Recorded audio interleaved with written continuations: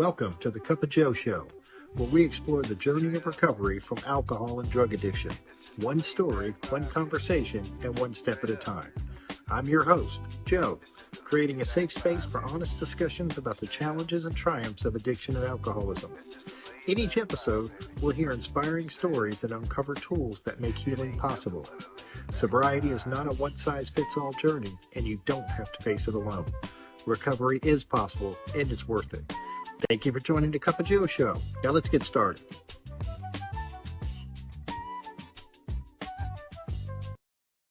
Hey everybody, welcome back to the Cup of Joe Show. I'm your host, of course, Joe, and today I'm excited to talk to my friend Joey E. Joey was born in Forrest City, Arkansas, and he's been sober since December 14th, 2015. Joey grew up with parents who struggled with addiction, and his own path took some difficult turns, including time behind bars during active addiction. Today, life looks very different. He's found purpose and freedom in recovery, walking this journey alongside his identical twin, who's also sober. Joey's story is one of redemption, resilience, and the power of change. So grab a cup of coffee, settle in, and let's get into it. How you doing today, Joey? I'm good. I just like to say woo pig suey. I wasn't going to mention Joey's an Arkansas fan. And I had to plug my team, man. Had to plug my team. Listen, I have several friends. One of them, of course, and who are Arkansas Razorback fans. And all I can say to that is go Vols.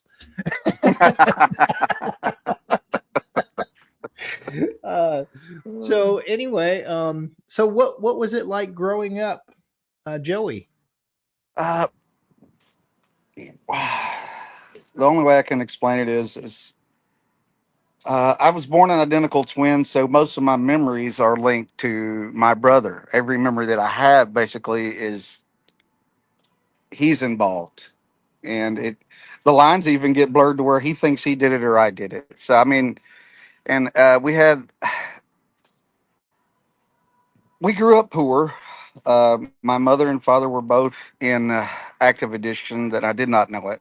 Um, they drank and they did drugs also, and um, I never felt like I fit in school. I never thought I was good enough or tall enough or big enough or strong enough or had the right clothes. I just never, there was no fit for me in any group of people. I mean, and my parents would take in outcasts that were our friends, and some of them are still my friends today, but there was no, there was no, there was no structure. There was no, not many rules. I had a good father. I have a good mother. I have them both. They're still alive, and they both have over 20 years of sobriety now. But growing up was different. We had a lot of love, but just not a lot of structure. I got away with murder. I always hated school. I thought I was inferior to everybody around me. Or do I want to be like this guy? How do they have these things and I can't have these things? I don't have these things. I don't fit in. I can't talk to these people. I always felt less than growing up. And I can remember that to this day. There was sexual trauma in my history with a family member. And come to find out that a lot of that is, it blocks out. I can't remember a lot of my childhood. Um, and there's some things that none of my family know. And when they hear this, they'll have questions, and I'm not going to be able to answer them for them. But I want to be sure to let everybody know that you can have molestation and things like that in your story and still survive and thrive and help others. Um, it it was tough as a kid. I did feel love from my parents, but my brain has blocked a bunch of my childhood. Like I was telling you before We started, when I talk about it, I can get glimpses, and then it just goes. Um, I've talked to other people in recovery, and I've even tried over the years to ask other people that have more sobriety than I have what they did about it, and they said just live, try to remember, and just live. And so other people say you're not supposed to remember it. You're not supposed to remember it, and for the most part, I don't. You know, but uh, didn't graduate high school, didn't go to school, didn't pay attention. Um, Never used any substance until I was 15 years old. I got drunk at a sleepover and we called our dad to come get us. It was not fun. I did not feel like I was part of the hip, slick, and cool crowd. Uh, I got none of those feelings when I was drunk at that time. I wish that would have been different, but that's not how it worked for me. I did a lot of BMX and skateboard growing up, and uh,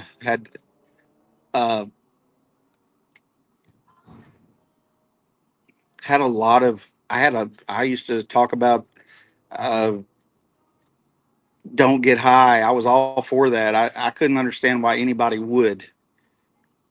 From the age of 10 to 14, I'm like, it makes no sense. I've seen other people in my family,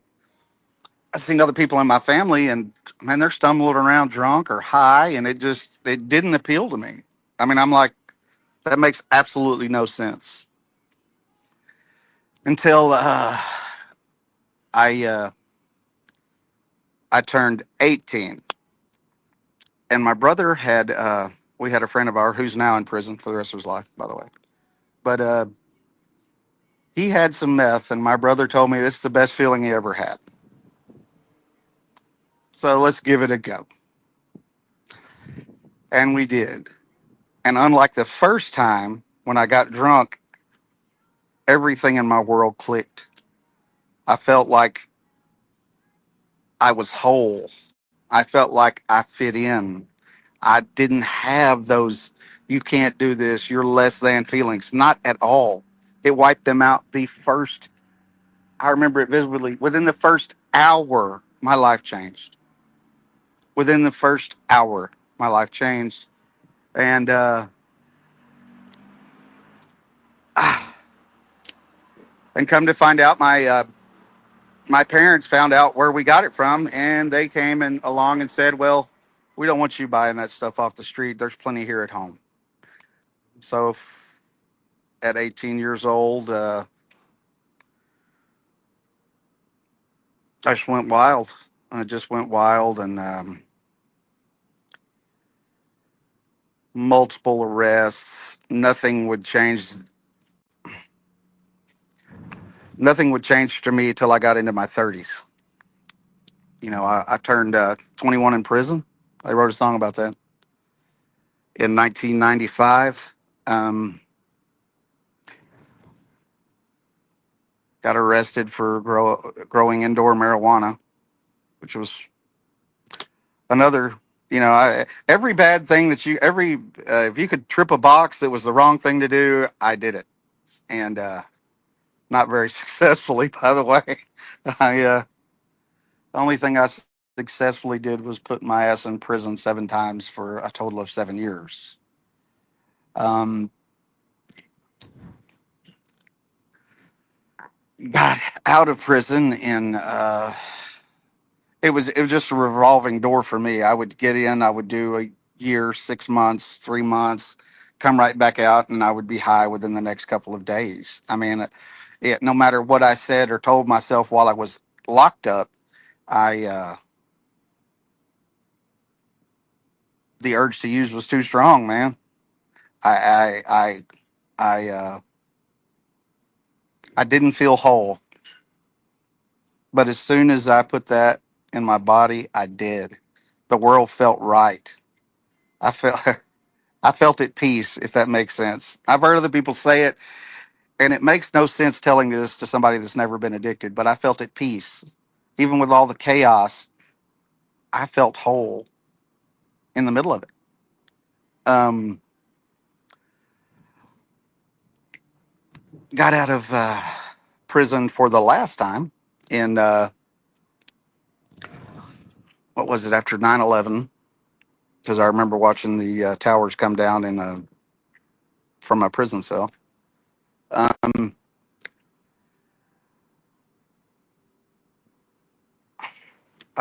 got out.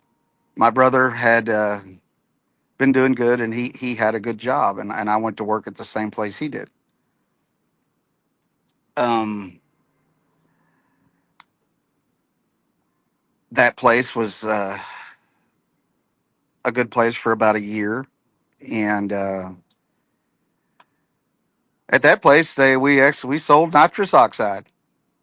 So that kind of put me back into the same thing. It didn't matter what drug it was, I would go back to using meth. Um, Lost that business, lost that relationship. That all ended up in a business. My ex boss became my business partner, and I burned it down in flames. Um, didn't go back to prison then, but I did relocate 100 miles away and started another business there. One thing I've always been good is at business and not at life. Don't know why. Um, Terrible in school. Started another business, and it started to fail. So this was, oh God, 2012. 2012. And I had another business partner who had a lot of money. And people always found a way to make money off my what I could do. You know, they knew they were going to make money, whether I did some dumb shit or not. They were going to make money. Um, and he was he was kind of loan sharking money at the time, and he said, I would like to invest in your business, which I didn't really know what his business was, but I said okay because I was stressed out for money. And it happened to be hauling meth out of Phoenix, Arizona was his main business. And it got me back into it again. Um, my wife, Lisa, who had been with me through all of this, uh, in the midst of that, I mean, I went to depths that I've never went to before in my life, from, you know, fighting with her, almost choking her to death. And the only reason that I didn't kill her is because she was managed to say, what about Aaron, our son that I had always prayed for? Uh, turned me into a complete animal. I lost all self control. I didn't care what I did to her or any other human being in the world. I was everything that I hated. Everything. I was a terrible father. I was a terrible husband. Ran around on her every chance I could get. They would get to eat Vienna sausage and crackers, and I would be at the Super Bowl in Phoenix. I was when I look back now, and all the people that know me now, that they say that could never be me, but it was me. It was me. I hmm. I have a way of blocking bad things out in my brain as a defense mechanism, but since the day that the last time I got arrested, I can remember everything vividly. Um, I got arrested in Memphis, and was looking at a lot of time. Um, so I had my wife sell everything we own. I'm trying not to make this a drunkalog, but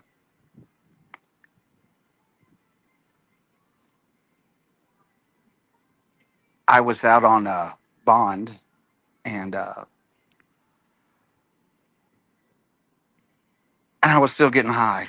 And in the county that I was in, you have to take a drug test, and I couldn't pass a drug test to save my life. So I told my lawyer, send me to rehab, and he did, which is the best decision of my life. Um, the best decision of my life. I went to this place called Omart in North Central Arkansas. I'd never heard of it, never heard anything about it. This is after getting kicked out of the first rehab that I went to. My brother had been in sobriety for a little over 2 years, and he said, I'm gonna find you a place to go." I was sitting on the steps at the first rehab that I've been kicked out of, and I called him, and he hooked me up with. I had to stay 2 days on the floor at his house, and the van come and picked me up and took me the 2.5 hours to North Central Arkansas, where I was just trying to get by. At the point, I still thought I had some things. I still thought at this time my wife had left me, rightly so. Uh, I wouldn't have believed anything I said because I was a liar about everything. Um, she would bring my son to see me, and he had seen some terrible things as a child. He used to uh, he used to sit underneath in the. We had a crack underneath our trailer door in our bedroom that I can remember him asking 1, 2 o'clock in the morning if I would just go play ball with him, and I didn't have time for that. All I had time to do was get high. And thinking back, it, I usually cry when I talk about this, but it's a good thing because now he just got a college offer Friday night to play football. Our whole world has changed. He's a wonderful young man, um, in spite of everything. These last 10 years, our world has changed. I When I was sitting in that rehab with a cell phone I wasn't supposed to have, the first one I got kicked out of, I called my brother and I said, it feels like the world is sitting on my chest. It really feels like I'm going to die. I feel like I have a weight. And he said, Joey, just ask God to help. Don't complicate it. He said, just ask God to help. And he did. I was able to go to sleep that night. The world changed for me that night. It wasn't a lightning bolt. It wasn't like some people's stories. It wasn't an act of God. I just felt a little bit of peace that I'd never had when I honestly asked God, would you please just help me? It was not a long prayer. I didn't know how. I didn't know how. I always thought God was the guy at the end of the tunnel with a big stick ready to beat the hell out of me. Uh, the God that I serve today is a totally different God. He's a forgiving God. He's a loving God. He's he's not my last resort. He's my first option. He's been there for me. Now, am I a perfect in working the steps? Am I perfect in calling my sponsor? Am I perfect in any of this? Hell no, I'm not. I think I'm smarter than everybody. I'm cooler than everybody, and I'm, you know, uh, The world is different today, though. You know, I make a lot of jokes. I can joke about all the bad things that I did and tell somebody my story at the same time. I use it in business. Well, there's something you don't know about me. You know, I'm an alcoholic. I'm an addict. If there's anybody that works with you or for you that needs some help, would you get in touch with me? We might get them some help. Um, since then, we've started a little family in Mountain Home, relocated up there, started another business, and it is a strong family. There's about 30 of us. 30 of us. We're like tighter than any real family that I have. And it's all from this program, and everybody has checkered past, and everybody has made terrible mistakes in their life and done terrible things, but we can sit around and laugh about it. Our sober friends that do hear about it, they're like, there's no way y'all did that. Oh, yeah, we all did that. We all did that. We all did that. And I happen to get, as mostly an addict, I identify as an alcoholic because that's how I was raised. I got sober in AA. Uh, have nothing against NA. I still go to some meetings every once in a while, but I mean, it's the same thing for me. Um, I try to help people whenever we can. I say we because there's a whole group of us. I showed you the other guys walking on the treadmills earlier there, and they're awesome. They're awesome. Um, and I get to do great things with these guys and see them raise. I get to see people succeed today. I get to see people. My granddaughter has never seen me high. She has never seen me high. Never, never, never. My grandson has never. They don't know that guy. They don't know that guy at all. They don't.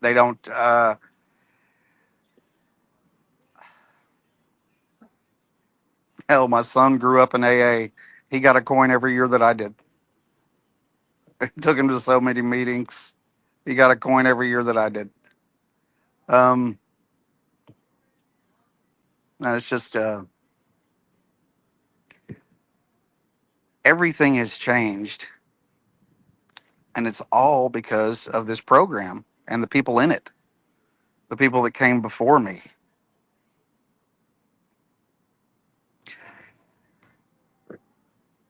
Going through the steps has changed me. It's changed me for the better. It's changed my outlook on life. It's changed how I look at myself. I can actually look at myself and see the real Joey today. I mean, I couldn't do that before. I never could love anybody truly because I didn't love myself. How can I? I would tell. I was big about saying I love you, but there was no love there. That was just so I could use you for whatever I needed to use you for. Now I really know what love is. I have people around me that love me for me, not for what I have, not what I can get for them, not for what I can do for them or anything. They just love this fat old bearded guy. You know, I'm not the same man that I was in any shape, form, or fashion. Um, do I still fall back sometimes? And yes, I do, but I don't stay there long, man. I could say a quick prayer, call somebody, and I'll be back. I'll be back to my batting 1,000, man. What it's funny. You reminded me, Joey, of several things when you're talking about your son. My daughter grew up in recovery, and she learned how to say the Lord's Prayer because of meetings. It was she would Yeah. circle up with us, and she was tiny, and it's a beautiful thing. But what was it like early on? Because I know meth is that's a hard drug to get off of, and combine it with the alcoholism and that. But what was it like early on for you? Like when I was first started, Uh, I had girlfriends, but girls never liked me. I didn't feel like I was good enough. Yeah. Um, and I identify for a lot of things. SA, NA, you know, Yeah. overeaters, little Peters. I fit into all of those. You know what I mean? I Yeah. uh, I I heard a speaker tape the guy tell me about it. I said, man, I can relate to that. Um, from things when I was younger, it oh man, I got a terrible sex addiction when it come to meth and sex. It was all powerful. It was Yeah. uh, it was my God and my everything. You know, stay high, do things you shouldn't do with women Yeah. that you shouldn't be. You know, Yeah. it was bad, man. It was. I used a lot of people for my own selfish needs, Yeah. and Yeah. that's my story. If you didn't Yeah. have anything for me, I wasn't going to be around long. You know, Yeah. I just not a good person. I couldn't stay in relationships. Couldn't have a real relationship because I only wanted one thing. You Yeah. know, and it was sex and drugs. Um, Yeah. whatever made me feel good about me Yeah. for that very minute. That's what I did. Whether it was whatever drug, and you mean, yeah, you can run the list. I've done most of them. Yeah. They've come out with some new ones. I don't want to try them, but I mean,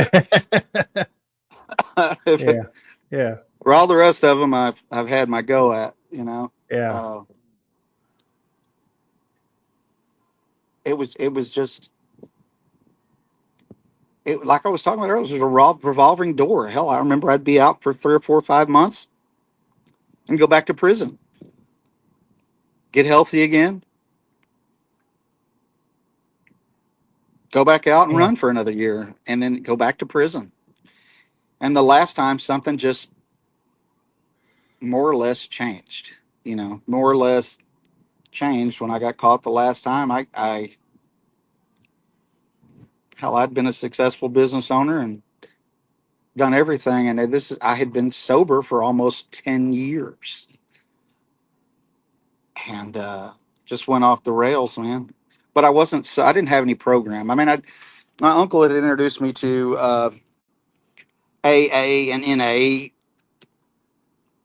so I had been exposed, but that it didn't mean anything to me. I didn't hear anything in those. I was exposed, but I didn't hear anything that made me want to quit doing what I was doing. Uh, and When you got into that after you got out of rehab, or the rehab you went, that's what was it like early on in recovery? oh, What was it the was big it was change there? the big change there was that I didn't have anything. I had a when I went back to rehab, my brother probably finally gave me a truck to drive that had one of my dealer tags from my defunct business that I'd run into the ground before I trashed it. So I was in rehab, no money, there's no money. Uh, we would there was a whole group of us, and Brad was one of them. He's been on your show. Um, we would go to every meeting possible. We would, even if they started at the same time, we would catch the last one, or if they're overlapped by 30 minutes, we would be 30 minutes late. We went to every meeting. There was four of us, and we all stayed sober, and went to every meeting we could. 90 meetings in 90 days. I bet I did 200, 250. I don't even know. I quit counting. I was going because I felt a part of. These guys had something I wanted. I mean, there's people in here smiling, and they're working every day. They have kids, and hell they're washing their own clothes. You know, they there was people there that had credit. It was crazy, and it was it's something like I'd never experienced, and something that I didn't know I needed. I needed a family, that I needed people around me that just wanted me to be okay, not for any other reason, for just to see me be okay. And they got to stay sober by helping me. And there's so many people that I could thank for that, man. So many people, and one of them passed away this past year, man. God rest his soul. He would love to hear this podcast. His name's Junior. He's a big part of a lot of our recovery, and he got cancer, and hopefully his daughters will get to see this. And uh, he passed away at my house. He got to spend his last 60 days at my home, and it was one of the biggest honors of my life, man. Uh,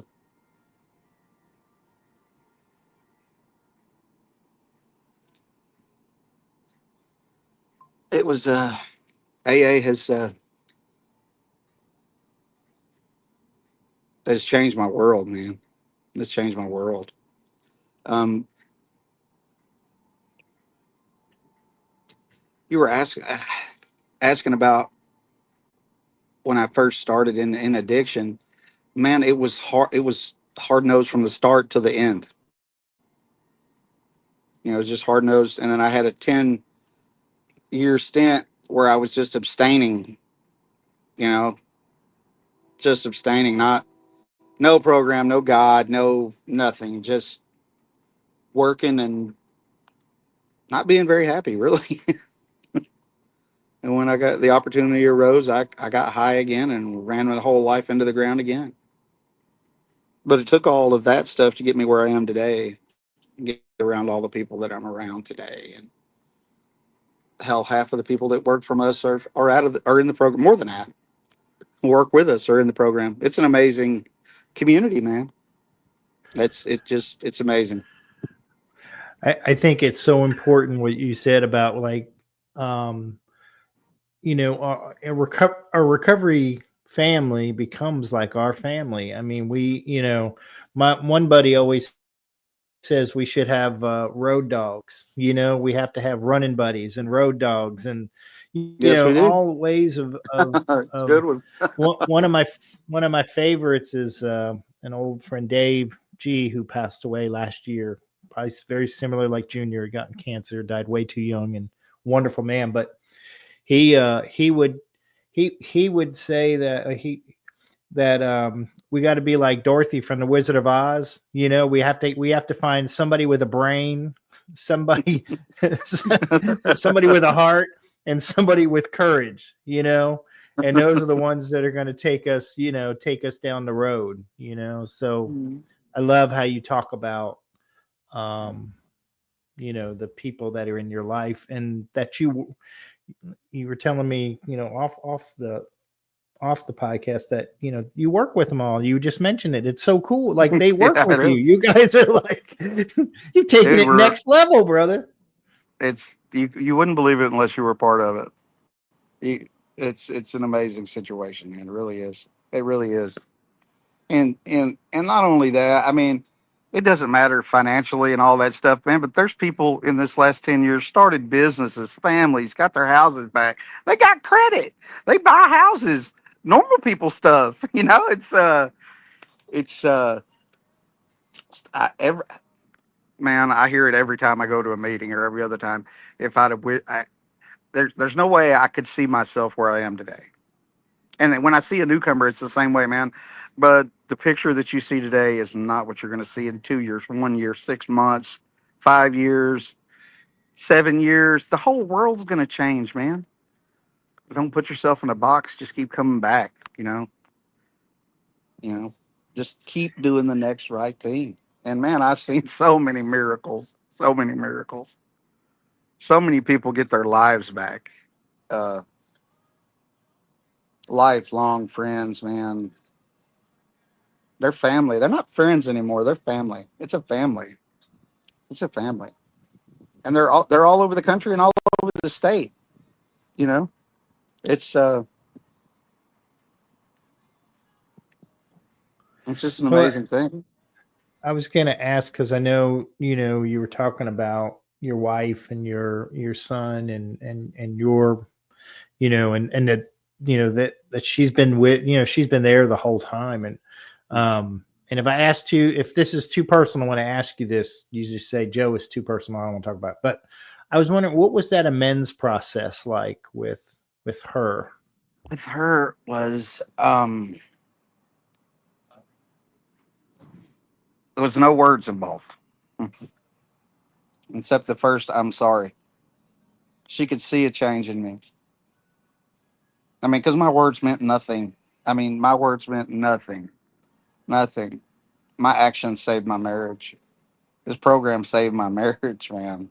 The marriage that I prayed for, the woman that I prayed for, the child that I prayed for, the not only that, I got my daughter. She had children prior to, but this is my daughter now. I mean, and I love her, and I have grandchildren. I have stuff I never thought I would have. I mean, and they love me, and I love them, and it was just not saying anything and doing everything that I could to. I was healing myself, but it was also healing my relationship at the same time. I was growing, and so did our relationship on a totally different level. Totally different level. I mean, my wife was in addiction too, but not at the level that it doesn't matter. She's got almost 10 years of sobriety now too. Um, and we've raised the rest this last 10 years. We've raised a family in here, man. My daughter has got to hear me tell my story uh, in front of many groups of people, and it's just humbling to me. And it's she when our first grandchild was born, she her name's Elena, and she named her Elena Hope for the hope for that her mother and that Lisa and I would stay sober and be sober and have a life. Her middle name is Hope, and That's pretty that's pretty awesome, you know. yeah, it is. It is. It's Pretty awesome. and they've all relocated up here. Where I mean, they moved 100 miles away just to be with me, and they Wow.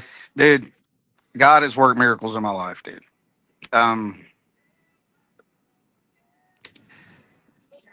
I have t- 15 kids that call me Papa now from the program. Then they call me Papa. I'm like their grandfather just because I've been there since they were born. It's a blessing. It's a blessing. I get to see their parents stay sober, and I get some grandkids. Man, it's great. This things I never thought I would have. I didn't see myself living past 18. Somehow I woke up and now I'm 51 years old. you know, uh, So what role does, because I know you do a lot of it, that's why I'm going to ask you this question. What role does service play in your recovery? oh, it's everything, man. Oh, it's everything from whenever I first got there to making coffee, being a part of, going to meetings, being everything from the treasurer to I've basically done it all. Been on the board of our local recovery house. Which is just what we do. If we want to stay sober, you just stay there as much as you can. My wife and I hosted the local convention for 5 years. I got to be the chair of our convention for 5 years. I got to meet so many wonderful people and so many speakers and so many people from different walks of life. And it's just service is the only reason we stay here. Like you see the people that don't help other people and don't get involved, they eventually they eventually fall off. I mean, in my experience, um,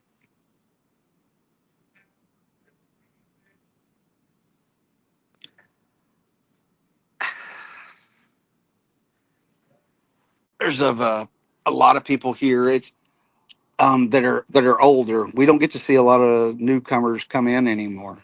You know, there's it's not like what it was when I was there. There's not a whole lot that come through the doors anymore like we had when I first got here 10 years ago. It's or almost 10 years ago.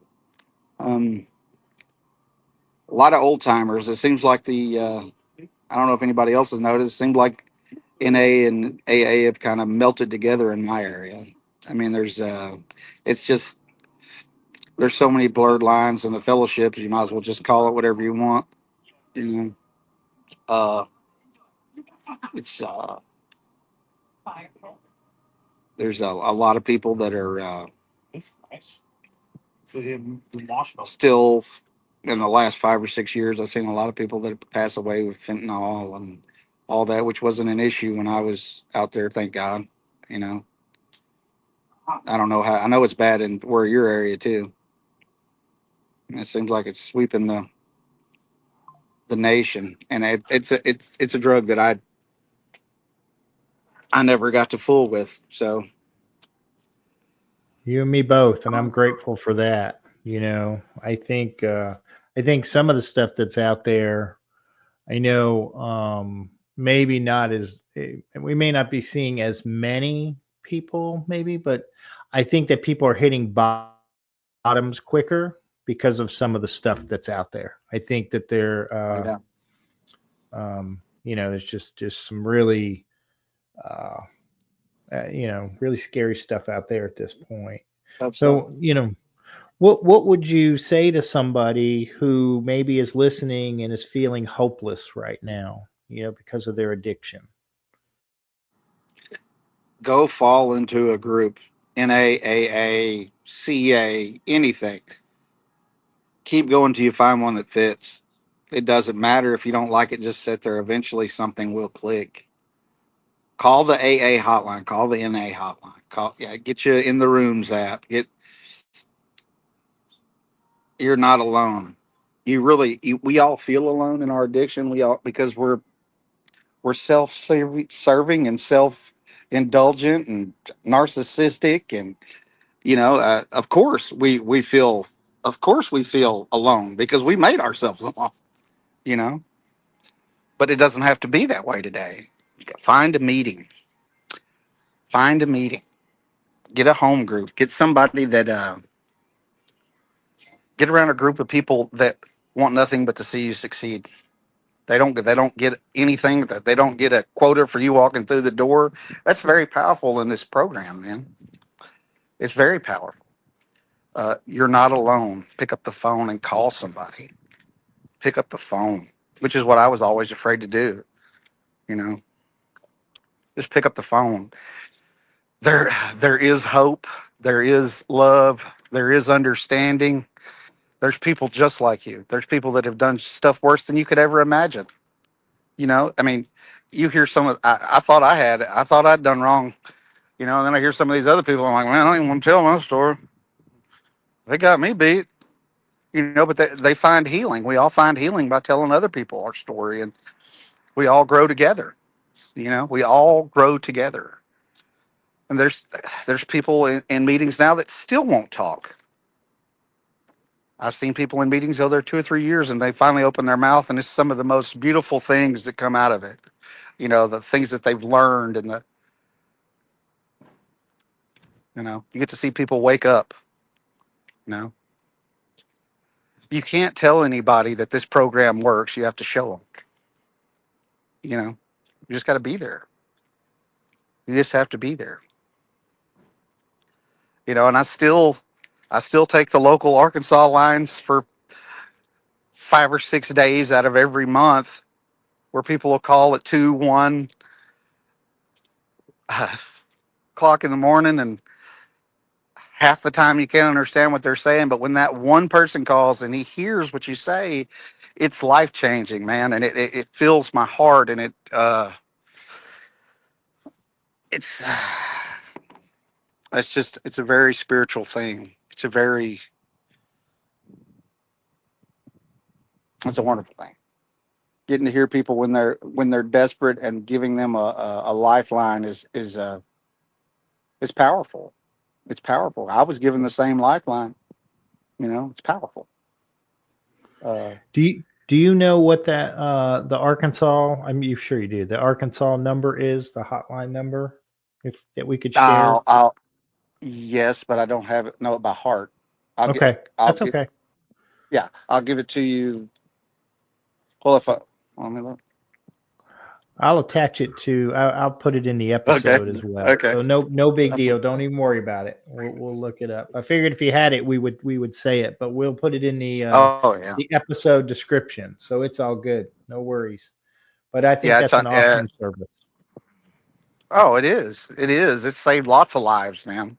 It's saved lots of lives. There's a great meeting director. I mean, it doesn't matter where you go. If you go to AA.org in any city and you want to find a meeting or any small town, it may not be one that night, but there'll be one that week. You know, um, So, we have. oh no, go ahead. Go ahead. You were gonna say. No, I was listening to you. I was gonna ask, what is your like one of your favorite recovery tools? Like your go-to, what's one of your go-to recovery tools? Oh God, this is even now today. The Serenity Prayer.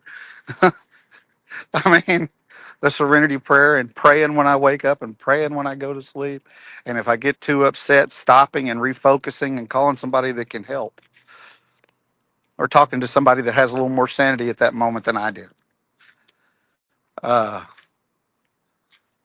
God grant me the serenity to accept the things I cannot change, the courage to change the things that I can, and the wisdom to know the difference.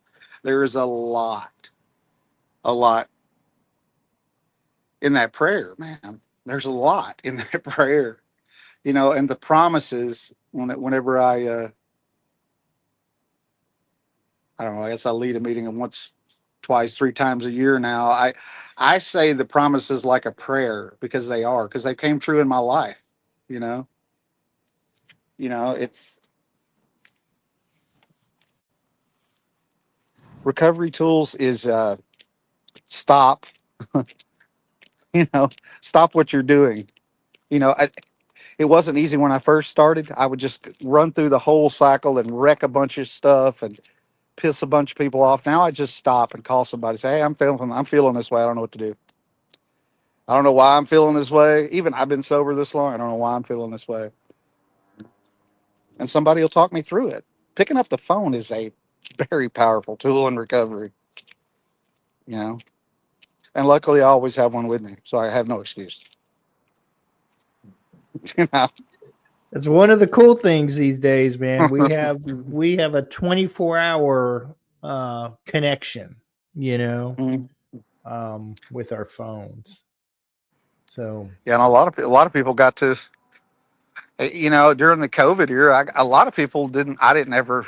I wasn't one of the people that stayed online, but there's some people that come into meetings over the last couple of years that I've talked to. They heard about AA and got online and got into a meeting and that it's just it's weird. It's a weird situation, but it works. It works too. And there's still people that just do online meetings. There are. I'm not one of those people. no, But there's a whole community out there of online recovery, which is yeah, amazing in itself, you know. yeah. COVID gave us that, or boosted it, or boosted it. That's one of the good boosters, online meetings. There you go.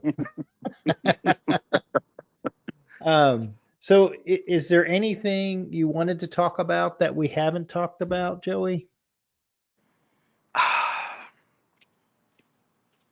I'm sure there's a million things, but I can't ever remember when I get put on the spot. Uh, just to let everybody out there, there's hope, man.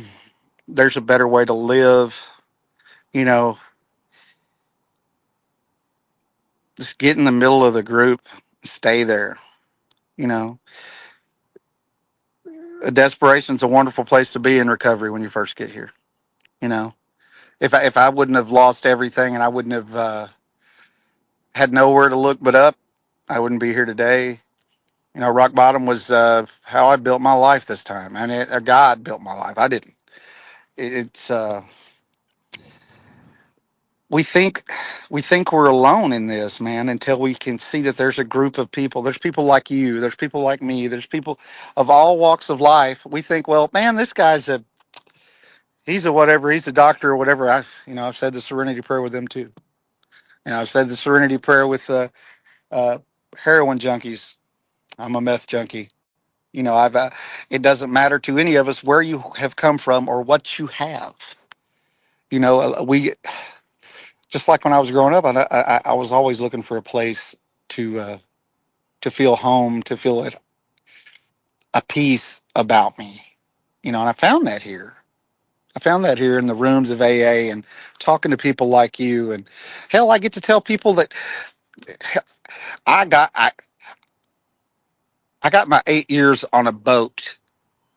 I got my 8 years on a cruise, and they had an AA meeting on the cruise, and I got my 8 years, man. I mean, who would have thought this old redneck guy could be a? It was pretty awesome. They were there too, you know. Carnival cruise, everybody's drunk and having fun, and there's like six of us. We're like, cool. They were like, are you good? Yeah, I'm good. I'm good. This is pretty weird, but yeah, I'm good. And we had fun, man. And we had fun, and we all stayed sober. It the things that used to trigger me don't trigger me anymore.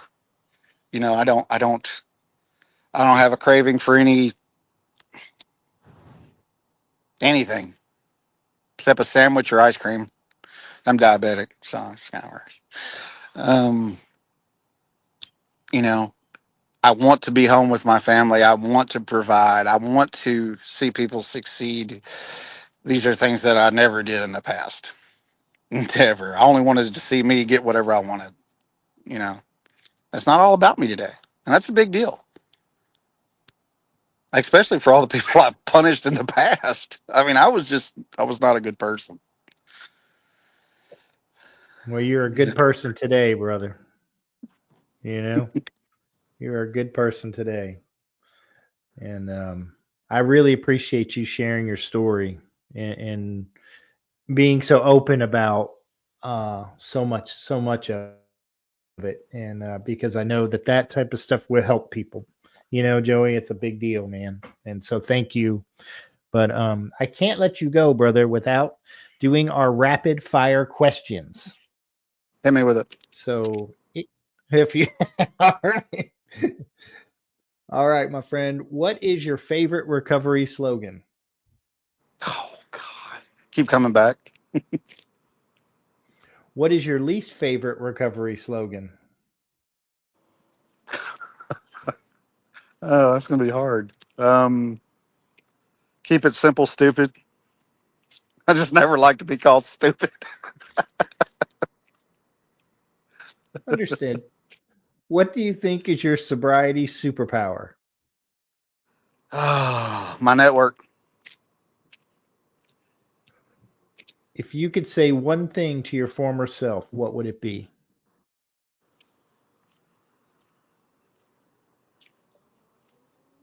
Mm. I wouldn't change anything because I wouldn't be here today. I was talking to my best friend. He's like a son, Dustin. The other day, we were riding. I wouldn't change anything because I wouldn't be sitting in this truck with you, and you wouldn't be sober, and I wouldn't be sober. You wouldn't have your life. You wouldn't have your kids. If any of that changed, we wouldn't be in the same situation we are today. I wouldn't change anything. Let it ride. Let it ride, baby. What song do you play to lift your spirits when you need a boost? This is gonna be terrible. Uh, Wonderful World, Louis Armstrong. Nice. If you And could Mariah grant your Carey, Christmas song. Is that, there you go. If you could grant yourself one wish to help with your recovery, what would it be?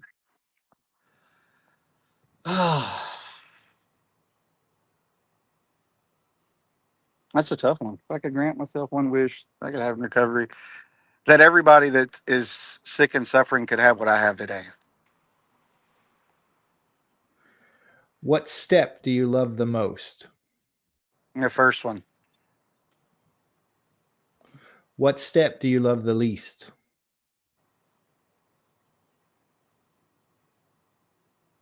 Well, the 10th step's kind of tough sometimes. Uh, but no, none of them that I love. The fourth step was tough, but having done it with several other people, mine wasn't as tough as some of theirs have been. Fourth and fifth step.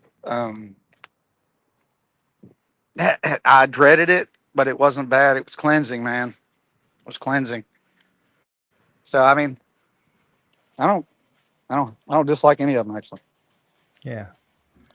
What is one of your favorite movies? Rudy, I love Rudy. Good movie. Good movie. And finally, if Well, heaven exists, if heaven exists, what would you like to hear God say when you arrive at the pearly gates? well done, my good and faithful servant.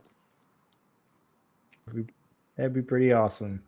Man, thank you so much, Joey, for taking the time today to share your story.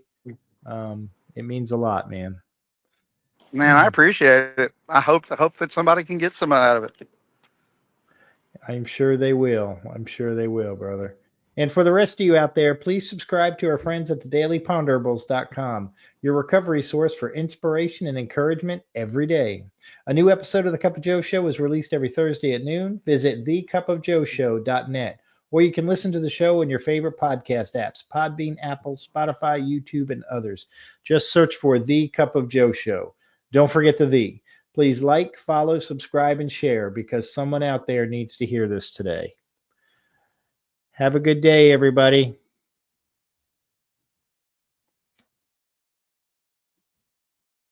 It's just a laid back vibe, baby. We hope you enjoyed today's experience, strength, and hope. We are so grateful you decided to join us. Please share this episode with someone who might need it.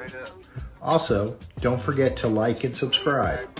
Remember, no matter where you are in your recovery journey, you are not alone. Reach up and reach out to someone. Please do not suffer in silence. Until next time, let's take it 1 minute, 1 hour, and 1 day at a time. Thanks for listening to The Cup of Joe Show.